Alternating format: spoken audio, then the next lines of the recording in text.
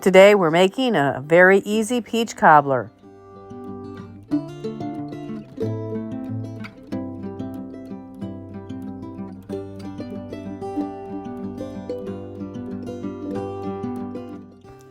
Rebel Canners teaching all kinds of food preservation, especially the old ways. And these days we could all use a little more of the old ways.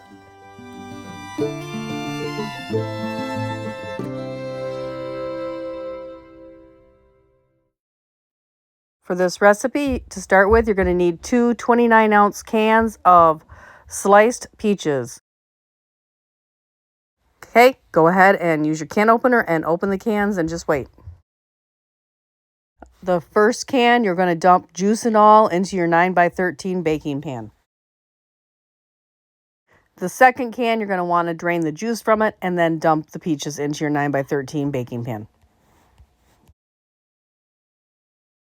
With a heavy hand, go ahead and sprinkle cinnamon all over the top of those peaches.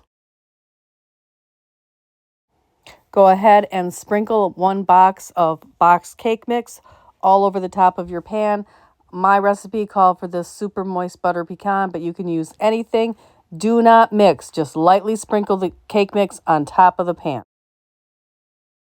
Slice 1.5 sticks of butter into little pats. Go ahead and place the pats of butter evenly all over your pan.